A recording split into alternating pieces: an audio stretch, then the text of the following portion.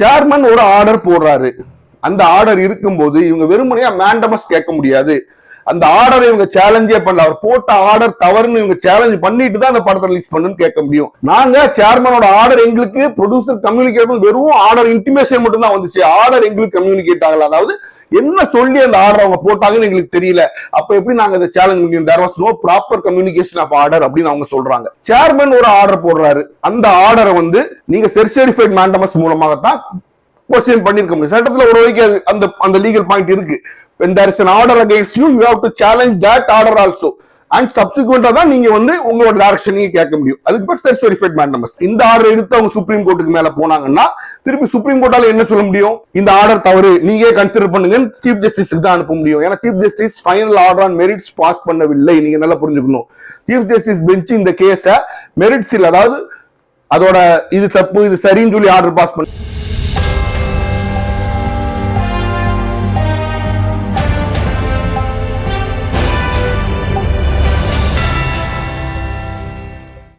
Hello friends, welcome to உண்மையும் பொய்மையும். 27/1/2026 பெரிதும் எதிர்பார்க்கப்பட்ட ஜனநாயகன் படம் ரிலீஸ் ஆகுமா ஆகாதாங்கிற தீர்ப்பை சென்னை உயர்நீதிமன்றத்தின் ஃபர்ஸ்ட் பெஞ்சுன்னு சொல்லுவாங்க, தலைமை நீதிபதி அமர்வு இன்னைக்கு கொடுத்துட்டாங்க. இந்த ஜட்மெண்ட்டை நம்ம பார்க்கறதுக்கு முன்னாடி நம்ம சில விஷயங்களை தெரிஞ்சுக்கிட்டாங்க. ஜட்மெண்ட் என்ன சொல்லுதுங்க நம்ம புரிஞ்சுக்க முடியும். ஏன்னா ஜட்மெண்ட்ல நிறைய லீகல் பாயிண்ட்ஸ் சொல்லுவாங்க, டெக்னிக்கல் பாயிண்ட்ஸ் சொல்லுவாங்க, சட்ட நுணுக்கங்கள் நிறைய இருக்குது. அதை நீங்க புரிஞ்சுக்கணும்னா இதற்கு பின்னால் இருக்க சட்டத்தை கொஞ்சம் நம்ம தெரிஞ்சுக்கணும். அதை தெரிஞ்சுக்கிறதுக்கு முன்னாடி ரிட்ஸ் அப்படின்னா என்ன நம்ம புரிஞ்சுக்கணும். ரிட் அப்படிங்கிறது ஒரு மனு. இது காமன் லா ரெமிடி மாதிரி கிடையாது. அதாவது இந்த வழக்க காமன் லா ரெமிடினா ஒரு சிவில் வழக்கம் கீழே சிவில் கோர்ட் நீதிமன்றம் எந்த நீதிமன்றத்திலையும் போடலாம். கிரிமினல் கோர்ட்னா அது கிரிமினல் கோர்ட் வழக்குல போடலாம். அது ஹைகோர்ட்டுக்கு அப்புறம் ஹைகோர்ட்டுக்கு வரும், அப்பீல்லாம் வரும். ஆனா இந்த ரிட்டுங்கிறது ஹைகோர்ட்டுக்கு மட்டுமே கொடுக்கப்பட்ட, சுப்ரீம் கோர்ட்டுக்கு மட்டுமே கொடுக்கப்பட்ட ஒரு கான்ஸ்டிடியூஷனல் ரெமிடின்னு சொல்லுவாங்க. அதாவது அரசியலமைப்பு சட்டத்துல கொடுக்கப்பட்டக்கூடிய ஒரு உரிமை. Article 226 of Indian constitution of இந்தியால ஆர்டிகல் 226ங்கிற சரத்துப்படி ஹைகோர்ட்டுக்கு இந்த ரிட் மனுக்களை எடுத்து அதுல உத்தரவு கொடுக்கின்ற அந்த உரிமை ஒன்று இருக்கு. இந்த ரிட் மனுவை பாத்தீங்கன்னா 4 டைப் ஆஃப் ரிட் மனு இருக்கு.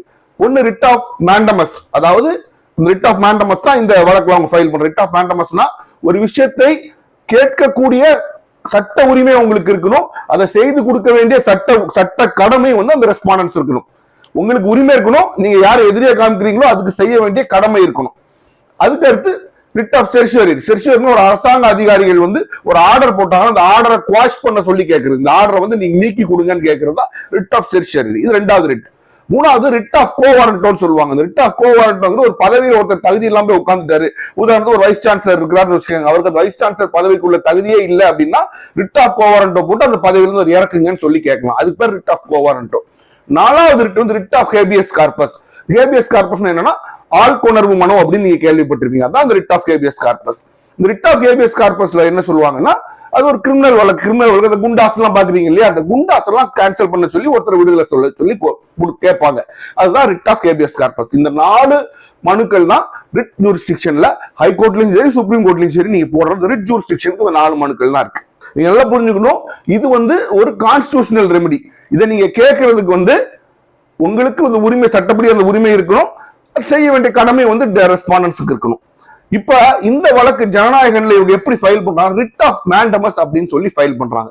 என்ன ஃபைல் பண்றாங்கன்னா central board of film certification எங்களுக்கு மேண்டமஸ் இஷ்யூ பண்ணி, அதாவது கோர்ட் மேண்டமஸ் இஷ்யூ பண்ணி central board of film certification எங்களுக்கு இந்த படத்தை யூஎஸ் சர்டிபிகேட்டோட ரிலீஸ் பண்ணணும் அப்படின்னு மேண்டமஸ் டைரக்ஷன் கொடுக்கணும்னு சொல்லி அவங்க வழக்கு ஃபைல் பண்றாங்க. அந்த வழக்கு தான் சிங்கிள் ஜட்ஜிட்ட வரும்போது அவங்க உடனே ஆர்டர் பண்ணி, அன்றைக்கு ஆர்டர் பண்ணி, அதுக்கு மேல சிபிஎஃப்சி அதாவது central board of film certification அவங்க அப்பீல் வர்றாங்க. அப்பீல்ல ஸ்டே ஆயிருது.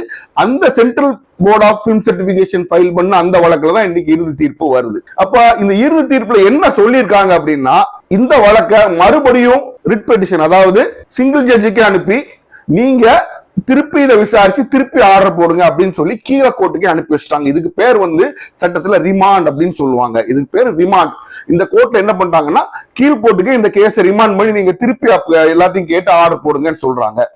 அப்ப இதுல என்ன வழக்குகள், என்ன ஆர்குமெண்ட்ஸ் வந்துச்சு, ஏன் இப்படி போச்சு அப்படின்னு பாக்குறதுக்கு நம்ம கண்டிப்பா தெரிஞ்சுக்கணுங்கிறதுனாலதான் என்னெல்லாம் ரிட் அப்படின்னு உங்களுக்கு நான் சொன்னேன். இதுல சென்ட்ரல் போர்ட் ஆஃப் பிலிம் சர்டிபிகேஷனுக்காக ஏஎஸ்டி அடிஷனல் சாலிசிட்டர் ஜெனரல் திரு AR சுந்தரேசன் அவர்கள் ஆர்கியூ பண்ணும்போது ஒரு முக்கியமான ஒரு பாயிண்ட் ரைஸ் பண்றாரு.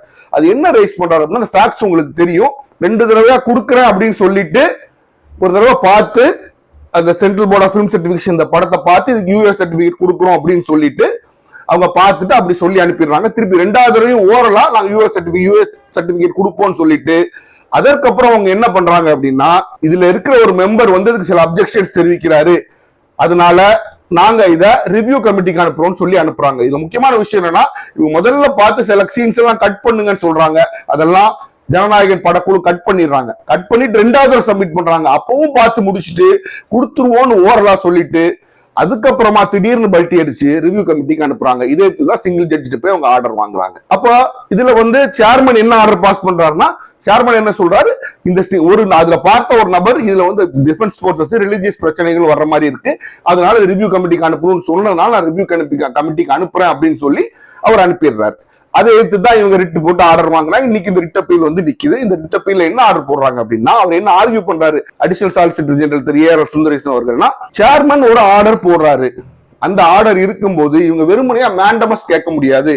அந்த ஆர்டரை இவங்க சேலஞ்சே பண்ணல. அவர் போட்ட ஆர்டர் தவறுன்னு இவங்க சேலஞ்ச் பண்ணிட்டு தான் அந்த படத்தை ரிலீஸ் பண்ணுன்னு கேட்க முடியும்.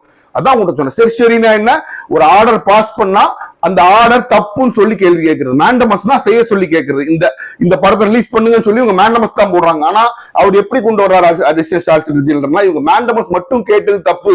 ஏற்கனவே சேர்மன் ஆர்டர் போட்டு ரிவ்யூ கமிட்டிக்கு அனுப்பிட்டார் இல்லையா, அந்த ஆர்டரும் தப்புன்னு இவங்க செர்ஷரியும் மேண்டமஸும் கலந்து செர்ஷோரிஃபை மேண்டமஸ் வழக்கு உண்டு. எப்படின்னா ஒரு ஆர்டர் பாஸ் பண்ணிருக்காங்க, அந்த ஆர்டர் பாஸ் பண்ணனால இன்னைக்கு எனக்கு இந்த படத்தை ரிலீஸ் பண்ணா ஆர்டரும் தவறுன்னு செர்ஷோரி போட்டு கேள்வி கேட்கணும், எனக்கு படத்தை ரிலீஸ் பண்ணுங்க மேண்டமஸ் கேட்கணும். அப்ப ரெண்டும் சேர்த்து அதுக்கு பேர் செர்ஷோரிஃபை மேண்டமஸ்.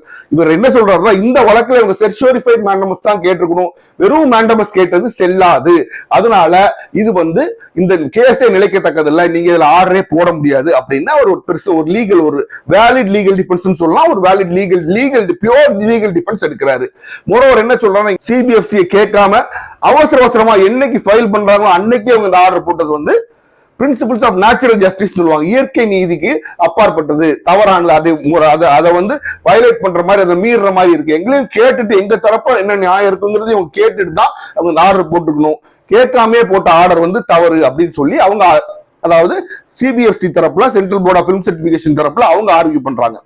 அப்ப இதற்கு விஜய் தரப்புல பேர் சதீஷ் பராசரன் அவர்கள் அவர் என்ன சொல்றாருன்னா, நாங்க சேர்மனோட ஆர்டர் எங்களுக்கு ப்ரொடியூசர் கம்யூனிகேட் வெறும் ஆர்டர் இன்டிமேஷன் மட்டும் தான் வந்துச்சு, ஆர்டர் எங்களுக்கு கம்யூனிகேட் ஆகல, அதாவது என்ன சொல்லி அந்த ஆர்டர் அவங்க போட்டாங்கன்னு எங்களுக்கு தெரியல, அப்ப எப்படி நாங்க இந்த சேலஞ்ச் பண்ணி there was no proper communication of order அப்படின்னு அவங்க சொல்றாங்க. அதனால மோரோவர் நீங்க ஆல்ரெடி பழைய டிஃபென்ஸ் தான், ஆல்ரெடி ஒரு தடவை பார்த்து நீங்க சொன்ன கரெக்ஷன்லாம் நான் கேரி அவுட் பண்ணிட்டோம், 2வது தடவை நீங்க பண்ணும்போது சொல்றேன்னு சொல்லிட்டு இப்ப நீங்க ரிவ்யூக்கு அனுப்பியிருக்க கூடாது. அப்போ இவங்க என்ன சொல்றாங்க, திருப்பி அந்த 27 இவங்க கட் பண்ணதான் சொல்லி நான் திருப்பி ஒரு தடவை உள்ள சேர்த்துட்டு அதுக்கப்புறம் திருப்பி அந்த 27 கட் பண்ண சொல்றாங்களா அப்படிங்கிற மாதிரி அவர் கேட்கிறாரு. அப்ப திருப்பியும் நீங்க முதல்ல பண்ண சொல்றதை திருப்பி அரைச்சமாவே அரைக்கிற மாதிரி இருக்குங்கிற மாதிரி அவர் கொண்டு வர்றாரு. இப்ப இதெல்லாம் கேட்டுட்டு நீதிமன்றம் இறுதி ஆர்டருக்கு ரிசர்வ் பண்றாங்க. உங்களுக்கு தெரியும் ரிசர்வ் பண்ணி இப்ப என்ன ஆர்டர் போடுறாங்க அப்படின்னா அது இந்த பாயிண்ட் அவங்க கன்சிடர் பண்றாங்க. சேர்மன் ஒரு ஆர்டர் போடுறாரு, அந்த ஆர்டரை வந்து நீங்க செர்ஷரிஃபைட் மேண்டமஸ் மூலமாகத்தான் கொஸ்டின் பண்ணிருக்க முடியும். சட்டத்துல ஒரு வரைக்கும் அந்த லீகல் பாயிண்ட் இருக்கு. when there is an order against you you have to challenge that order also and subsequently தான் நீங்க வந்து உங்களோட டைரக்ஷன் நீங்க கேட்க முடியும். அதுக்கு பேர் செர்ஷரிஃபைட் மேண்டமஸ். அதாவது சட்டத்துல இருக்கு, உங்களுக்கு எதிராக ஒரு ஆர்டர் இருக்கும்போது அந்த ஆர்டரை நீங்க கொஸ்டின் பண்ணி சேலஞ்ச் பண்ணுவோம். அந்த ஆர்டர் வந்து தவறுன்னு நீங்க கேட்டுட்டு அதே வழக்கிலே நீங்க வந்து எனக்கு அந்த ஆர்டர் தவறு, அதை நீக்கிட்டு எனக்கு இந்த ஆர்டர் கொடுங்க அப்படின்னு நீங்க டைரக்ஷன் கேட்கலாம். இது தவறுன்னு சொல்றது சரி, எனக்கு இந்த டைரக்ஷன் கொடுங்கன்னு கேட்கிற மேண்டமஸ். அதுக்கு பேர் செர்ஷரிஃபைட் மேண்டமஸ் தான் கேட்டிருக்கணும், நீங்க கேட்கல. ரொம்ப அவசரமா நீங்க கோர்ட்டுக்கு வர்றீங்க. நீதிமன்றமும் என்ன பண்ணிருக்கா, அவங்க ரைஸ் பண்ற எல்லா கொஸ்டின்ஸும் எல்லா சட்ட விஷயங்களும் எல்லா விஷயங்களும் ஒரு வேலிட் விஷயங்களா இருக்கு. ஒரு இவங்க அவங்க என்ன சொல்றாங்க, ரிலிஜியஸ் விஷயம் இதுன்னு சொல்றாங்க. அப்ப அதெல்லாம் கேட்டு அதெல்லாம் அவங்களை கவுண்டர் ஃபைல் பண்ண வச்சு இரு தரப்பையும் கேட்டு தான் நீதிமன்றம் இந்த படத்தை ரிலீஸ் பண்ணணும் ஆர்டர் போட்டது சிங்கிள் ஜட்ஜ். அது போடாம அவங்க பண்ணது தவறு. அதனால இப்ப என்ன பண்றாங்கன்னா ஹைகோர்ட்டோட ஃபர்ஸ்ட் பெஞ்ச் என்ன சொல்றாங்கன்னா, அதாவது ஹைகோர்ட்டோட தலைமை நீதிபதி பெஞ்ச் இப்ப என்ன சொல்றாங்கன்னா, இந்த வழக்கு அப்படி ரிமாண்ட் பண்றாங்க, கீழ் கோர்ட்டுக்கு அனுப்புறாங்க. என்ன சொல்லி அனுப்புறாங்கன்னா, நீங்க உங்களோட ரிட் பெட்டிஷன் அமெண்ட் பண்ணுங்க, அந்த ஆர்டரையும் சேலஞ்ச் பண்ற மாதிரி அமெண்ட் பண்ணுங்க. அமெண்ட்மெண்ட்னா சீர்திருத்தம், அதை சீர்திருத்தத்தை உள்ள சேருங்க. சேர்த்துட்டு சிபிஎஃப்சிக்கும் கவுண்டர், அதாவது central board of film certification counter file பண்ண டைம் கொடுங்க. 2 பேரையும் கேட்டுட்டு அதுக்கப்புறம் ஆர்டர் போடுங்க அப்படின்னு என்ன சொல்றாங்க, கீழ்கோர்ட்டுக்கு எந்த சிங்கிள் ஜட்ஜிட்டு இருந்த ஆர்டர் வந்துச்சோ அந்த சிங்கிள் ஜட்ஜிக்கு அவங்க திருப்பி சீஃப் ஜஸ்டிஸோட ஃபர்ஸ்ட் பெஞ்ச் அனுப்பி வைக்கிறாங்க. அப்ப என்ன பண்ணும்னா, உங்களுக்கு வடிவேலு ஸ்டைல சொல்லணும்னா மறுபடியும் முதல்ல இருந்து இந்த வழக்கு நடக்கும். இதுல இன்னொரு பெரிய பிரச்சனை அப்படின்னா, ஒண்ணு உங்க புது வழக்கு ஃபைல் பண்ணணும், இல்ல என்ற டைரக்ஷன் வந்ததுனால புது வழக்கு ஃபைல் பண்ண டைரக்ஷன் கொடுத்துருக்காரு அதுல கிளியரா இல்ல, இல்லன்னு என்ன பண்ணும்னா இதே வழக்க சீர்திருத்தம் பண்றதுக்கு இதை சீர்திருத்தம் பண்றதுக்கு வெறும் மேண்டமஸா திருப்பி சில பேராகிராஃப்ஸ் எல்லாம் ஒரு பெட்டிஷன் போடணும், சில பேராகிராஃப்ஸ் எல்லாம் சேர்த்து பிரேயர் எல்லாம் மாத்தி செர்ஷோரிஃபைட் மேண்டமஸ் இவங்க கொண்டு வரணும். அந்த வழக்குலையும் கவுண்டர் போடுற உரிமை சிபிஎஸ்சிக்கு உண்டு. அப்ப சிபிஎஸ்சி கவுண்டர் போட கொடுத்து அதுல ஆர்குமெண்ட்ஸ் கேட்டு அது அளவாயிரும், பொதுவா அளவாகி அதுக்கப்புறமா இதுல திருப்பி அவங்க சிபிஎஸ்சி அந்த அமெண்டட் பெட்டிஷன் போட்டு அதுக்கப்புறம் சிபிஎஸ்சி கவுண்டர் போட்டு சிபிஎஸ்சி ஃபர்ஸ்ட் சிங்கிள் ஜட்ஜிட்டா ஆர்கியூ பண்ணி ஆர்டர் வர்றதுக்கு என்ன பொறுத்தவரை குறைஞ்சபட்சம் 1 மாசம்க்கு மேலேயே, குறைஞ்சபட்சம் 1 மாசமாச்சும் ஆகும்னு நான் நினைக்கிறேன். ஏன்னா அந்த பண்டிலுக்கு உடனே கீழே போய் அதுக்கு மேல அமெண்ட்மெண்ட் பெட்டிஷன் போய் அதை கவுண்டர் போட்டு எல்லாம் ஒன் வீக்காச்சும் அட்லீஸ்ட் கொடுப்பாங்க. அது கவர்மெண்ட் உடனே போட்டேன்னா இன்னொரு டைம் கொடுக்கத்தான் செய்வாங்க. அப்படி போச்சுன்னா பிப்ரவரி எண்டு கூட ஆகலாம், சீக்கிரமா முடியலாம், பிப்ரவரி எண்டு கூட ஆயிரலாம். இல்லைன்னா இன்னொரு ரெமெடி விஜய் தரப்பு இருக்கு, இந்த ஆர்டரை சுப்ரீம் கோர்ட்டுக்கு மேல அப்பீல் கொண்டு போலாம். ஆனா ஆல்ரெடி சுப்ரீம் கோர்ட்ல ஒரு அடிச்சு பந்த கீழே தள்ளி விட்டாங்க. இவங்க போவாங்கன்னு நான் எதிர்பார்க்கல. அவங்க திருப்பி வேகமா சிங்கிள் ஜட்ஜிட்டே முடிப்பாங்க அப்படின்னு நான் எதிர்பார்க்கிறேன். என்னன்னு சொல்ல முடியாது, அவங்களுக்கு என்ன லீகல் அட்வைஸ் வருது அப்படின்னு நமக்கு தெரியல. இந்த ஆர்டர் எடுத்து அவங்க சுப்ரீம் கோர்ட்டுக்கு மேல போனாங்கன்னா திருப்பி சுப்ரீம் கோர்ட்டால என்ன சொல்ல முடியும், இந்த ஆர்டர் தவறு, நீங்க கன்சிடர் பண்ணுங்க சீஃப் ஜஸ்டிஸ் தான் அனுப்ப முடியும். ஏன்னா chief justice final order on merits pass பண்ணவில்லை. நீங்க நல்லா புரிஞ்சுக்கணும், சீஃப் ஜஸ்டிஸ் பெஞ்ச் இந்த கேஸ மெரிட்ஸ் இல்ல, அதாவது அதோட இது தப்பு இது சரின்னு சொல்லி ஆர்டர் பாஸ் பண்ணல, வெறுமனையா சில காரணங்கள் சொல்லி அவங்க கீழே அனுப்பியிருக்காங்க. அப்போ ஆபரேட்டிங் ஜட்ஜ்மெண்ட் ஒண்ணும் இல்ல. அப்ப சுப்ரீம் கோர்ட்டால அதிகமா என்ன செய்ய முடியும், அப்பா நீ ஃபுல்லா கேட்டேன்லப்பா, கேட்டதுக்கு ஆர்டர் போடுங்க ஃபர்ஸ்ட் பெஞ்சை சொல்ல முடியும். அதிகமா அப்படிதான் சொல்லுவாங்க. அதுக்கு அவங்க பெட்டர் ஃபர்ஸ்ட் பெஞ்சுக்கே போடுறதுதான். அப்படி நீங்க நல்லா புரிஞ்சுக்கணும், சிங்கிள் ஜட்ஜ் ஆர்டர் போட்டா அந்த ஆர்டருக்கு மேலையும் ஒரு அப்பீல் இருக்கு, அது ரிட் அப்பீல் வரலாம். அந்த ரிட் அப்பீல் ஒரு ஆர்டர் போட்டா அதுக்கு மேலேயும் சுப்ரீம் கோர்ட்ல போகலாம். அப்போ இந்த படம் எப்போ ரிலீஸ் ஆகுங்கிறது எவ்வளவு விரைவாக நடந்தாலும் இப்போதைக்கு அது இல்லை அப்படிங்கறதா ஒரு நிதர்சனமான ஒரு உண்மை. இதை நீங்க எப்படி எடுத்துக்கிறாங்கன்னா, சில ஜட்ஜ்மெண்ட்ஸ் இருக்கு என்ன சொல்றாங்கன்னா, தன் முன்னால் உள்ள மெட்டீரியல்ஸை வச்சு ரிமாண்ட் பண்ணாம லோயர் கோர்ட்ஸ் அப்பல்லட் கோர்ட்ஸ், அதாவது மேல்முறையீடுகளை கேட்கிற வழக்கு தன் முன்னால இருக்க மெட்டீரியலை வச்சு அவங்க வழக்கை டிசைட் பண்ணணும், தேவையில்லாம ரிமாண்ட் பண்ணக்கூடாதுன்னு சில ஜட்ஜ்மெண்ட்ஸ் இருக்கத்தான் செய்யுது. ஆனால் இந்த வழக்குல பாருங்க, கவுண்டரே அவங்க போட வாய்ப்பு கிடைக்கலன்னா அந்த கிளாஸ் நீங்க அந்த தவறை நீங்க ஃபர்ஸ்ட் பெஞ்ச் மேல சொல்ல முடியாது. ஏன்னா கவுண்டர்லாம் இருந்து அதை கன்சிடர் பண்ணலைன்னா அவங்க ரிமாண்ட் பண்ணாம எல்லாம் இருக்குப்பா இப்படி சொல்லியிருக்காங்க, அதை கன்சிடர் பண்ணல கீழ்கோர்ட், நானே கன்சிடர் பண்ணி ஆர்டர் போடலன்னு சீஃப் ஜஸ்டிஸ் பெஞ்ச்ல போட்டிருப்பாங்க. ஆனா இந்த வழக்குல கவுண்டர் கூட அவங்க போடுறதுக்கு முன்னாடியே இந்த வழக்குல சிங்கிள் ஜட்ஜ் ஆர்டர் போட்டதுனால சீஃப் ஜஸ்டிஸ் பெஞ்சுக்கும் அவங்க என்ன சொல்றாங்க, அவர் ஹேண்ட் செட் ஆயிட்டு எங்களால ஒண்ணும் செய்ய முடியாது, கீழ்கோர்ட்டுக்கு தான் அனுப்பி ஆகணும், அவங்க கவுண்டர் போட்டு அவங்க கேட்டு பண்ணட்டும் அப்படின்னு சொல்லி திருப்பி அனுப்பிட்டாங்க. இப்போ இந்த வழக்கு மறுபடியும் முதல்ல தான் நடக்கும். அப்ப இப்போதைக்கு ஜனநாயகம் ரிலீஸ் ஆகக்கூடிய சாத்தியக்கூறுகள் ரொம்ப ரொம்ப ரொம்ப கம்மி தான். அப்ப இது எவ்வளவு நாள் ஆகும் அப்படிங்கிறது நமக்கு சொல்ல முடியாது. எவ்வளவு விரைவா நடத்துறாங்களா, அடுத்த நாள் ஜெனரலா போட மாட்டாங்கன்னு சுப்ரீம் இந்த கோர்ட்டு என்ன சொல்லிருக்கோம், ரொம்ப டைம் ரஷ் பண்றீங்கிற மாதிரி ஒரு அப்சர்வேஷன் இருக்கிற மாதிரி சொல்றாங்க. ஜட்மெண்ட் இன்னும் கிளியரா இல்ல, அப்சர்வேஷன் இருக்கிற மாதிரி சொல்றாங்க. அப்ப டைம் கொடுத்து அவங்க பண்ணும்போது கொஞ்சம் டைம் எடுக்கத்தான் செய்யும். ஜனநாயகன் எலெக்ஷனுக்குள்ள ரிலீஸ் ஆகுமா, எலெக்ஷன் எப்போங்கிறதெல்லாம் எவ்வளவு வேகமா எவ்வளவு குயிக்கா இந்த கேஸ் போகுதுங்கிறத வச்சுதான் இருக்கு. நம்மளால ஒன்னும் அதை பத்தி சொல்ல முடியாது. அப்ப இன்றைய சூழ்நிலையில ஜனநாயகன் இப்போதைக்கு ரிலீஸ் ஆகக்கூடிய வாய்ப்பு கம்மி. இவங்க அப்பீல் எடுத்துட்டு போவாங்கன்னு நான் எதிர்பார்க்கல, திருப்பி கீழ்கோர்ட்டுக்கு தான் போகும். கீழ்கோர்ட் தன்னுடைய ஆர்டர் பாஸ் பண்றதுக்கே இன்னும் ஒரு கணிசமான நாள் ஆகத்தான் செய்யும். அப்படி அவர்கள் பாஸ் பண்ணாலும் அதுக்கு மேலேயும் மேல்முறையீடு இருக்கு, அதை சிபிஎஸ்சி கொண்டு போனால் இன்னும் தள்ளி போகத்தான் செய்யும். அப்ப ஜனநாயகன் இப்பொழுதுக்கு திரைக்கு வருமா அப்படின்னா நிச்சயமா கிடையாது, வர வாய்ப்பு இல்லை அப்படிங்கறதுதான் நிதர்சனமான உண்மை. இதை ஒருவேளை நாளைக்கு சிபிஎஃப்சியே இந்த ஆர்டர் கேன்சல் பண்ணி அவங்களுக்குள்ள அண்டர்ஸ்டாண்டிங் ஏதோ பண்ணி அவங்க ரிலீஸ் பண்ணாங்கன்னா பண்ணலாம். சட்டப்படி ஜனநாயகன் இப்போதைக்கு ரிலீஸ் ஆகாது. இதுதான் இந்த வழக்குல மேல்முறையீட்டுல தலைமை நீதிபதி அமர்வு போட்ட ஆர்டருடைய சாராம்சம். அதன்படி இந்த வழக்கு மறுபடியும் முதல்ல கீழே தள்ளப்பட்டிருக்கு. ஜனவரி 9 இத்தனை நாள் கடந்து கிட்டத்தட்ட 20 நாள் நடந்தது ஒன்றுமே இல்லை, நீங்கள் மறுபடியும் முதல்ல இருந்து கொண்டு வரணும் மாதிரி கீழே தள்ளியிருக்காங்க. ஃபர்ஸ்ட்ல இருந்து கீழே போறதுக்கு இன்னொரு 20 நாள், இன்னிலிருந்து ஒரு 20 நாள் நீங்க போடுங்க, 15 நாள் 20 நாள் நீங்க போட்டாலும் அதுவுமே பிப்ரவரி பாதி வரைக்கும் போயிடும். அப்புறம் அதுக்கு மேல அப்பீல், அதுக்கு மேல சுப்ரீம் கோர்ட்னா நம்ம எப்போ முடியும், எப்போ இந்த படம் திரைக்கு வரும், கண்டிப்பாக வரும். ஒரு படத்தை ரிலீஸ் பண்ணாமே இருக்க முடியாது, எப்போ திரைக்கு வரும்ங்கிறது ஒரு கேள்விக்குறியா தான் இருக்கு. மீண்டும் சந்திப்போம்.